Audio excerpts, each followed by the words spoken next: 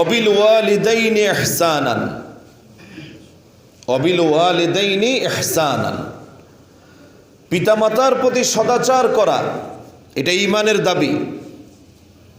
এটা ঈমানের দাবি। যেখানে আল্লাহ রাব্বুল আলামিন তার হকের কথা বলেছেন, সেখানে আল্লাহ রাব্বুল আলামিন তার হকের পরেই পিতামাতার প্রতি ইহসানের উল্লেখ করেছেন।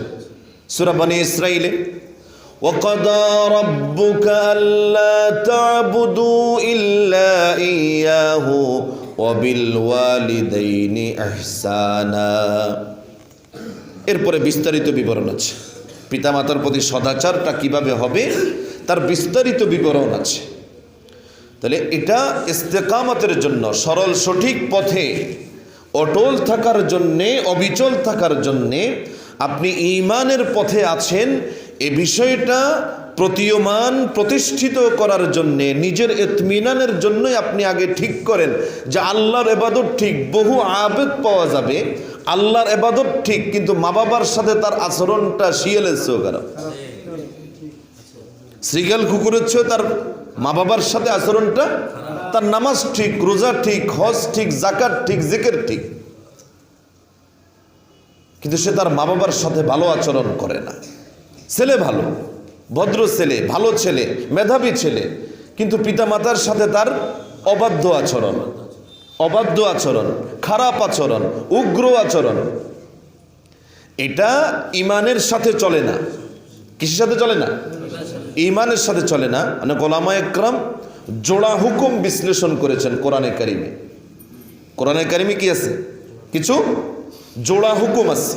জোড়া হুকুম মানে এই হুকুমগুলো এমন, আপনি একটা করলেন আরেকটা করলেন না, একটা তো করছি, বড়টা করছি, ঠিক আছে, আপাতত ছোটটা বাদ দিলাম, জান্নাত ঠিক না,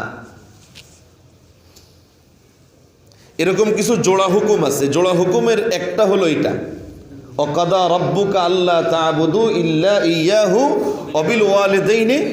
কোরআনে কারিমে একাধিক আয়াত আছে, একাধিক জায়গায় আল্লাহ রাব্বুল আলামিন এই বিষয়টা উল্লেখ করেছেন, যেখানেই আল্লাহ রাব্বুল আলামিন তার ইবাদতের কথা বলেছেন, তার সাথে শিরক করা যাবে না এ কথা বলেছেন, এর সাথেই মা বাবার প্রতি সদাচারের বিষয়টা, উত্তম আচরণের বিষয়টা এর পরেই উল্লেখ করেছে। এজন্য এই জোড়া হুকুমের গুরুত্ব বেশি।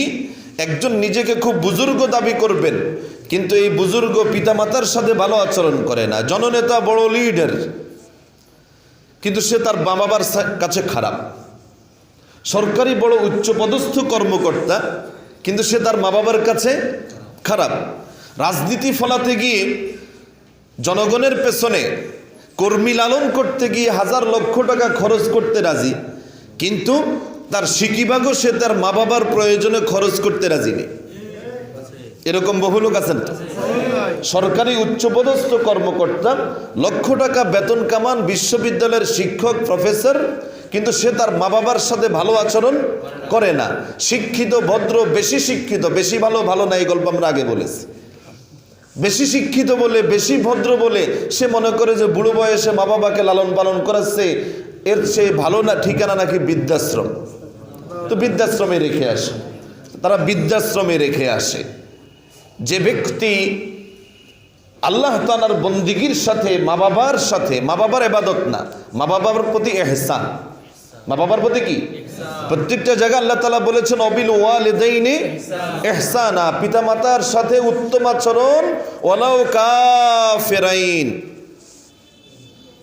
পিতামাতা উভয়জন যদি কাফেরও হন, দুনিয়ার দৃষ্টিতে তাদের সাথে ভালো আচরণ বলতে যা বোঝায়, তাদের লালন পালন, তাদের ভরণ পোষণ, তাদের খেদমাত, আল্লাহ রাব্বুল আলামিনের আদেশের সাথে সংঘর্ষ নাই, রাসূলের আদেশের সাথে সংঘর্ষ নাই, এমন সকল বিষয়ে তাদের কথা মানা, এই কাজ পিতামাতা যদি কাফেরও হয় তাহলেও করা লাগে। তাহলে মুসলিম হলে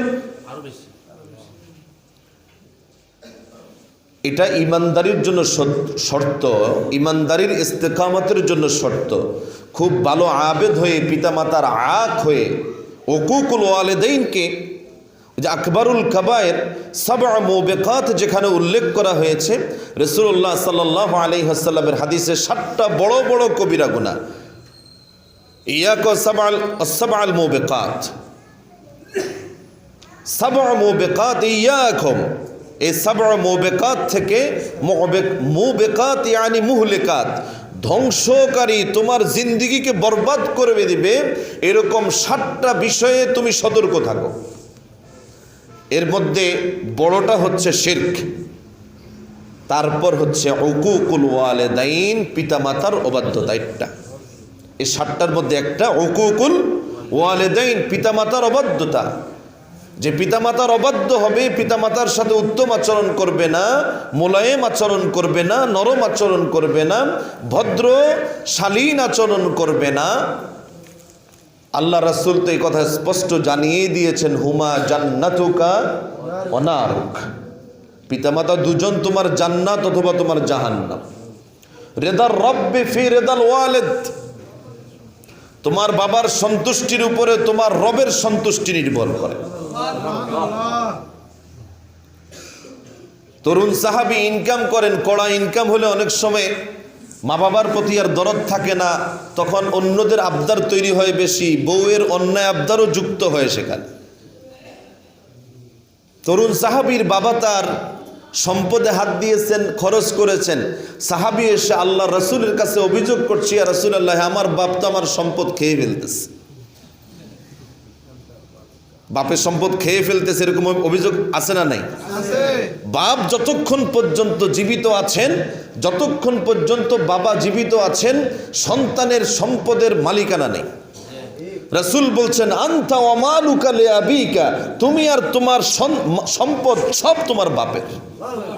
তুমি তো তোমার বাপের, তোমার সম্পদ কিসের? বাপ না হইলে তুমি কোত্থেকে আসছো? বাবার অস্তিত্ব তো তোমার অস্তিত্ব। এজন্য এটা ইস্তেকামাতের দ্বিতীয় দিক। আপনি সরল সঠিক পথে মুস্তাকিম আছেন, অটল আছেন, অবিচল আছেন, এটা বুঝবেন কিভাবে? যদি দেখেন যে আল্লাহর বন্দেগীর পরে মা বাবার প্রতি আপনার উত্তম আচরণটা ঠিক আছে।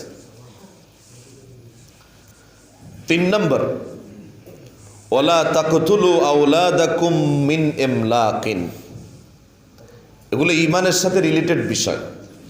লা তাকতুলু আওলাদাকুম মিন ইমলাকিন, খাদ্যাভাব, রিজিকের অভাবের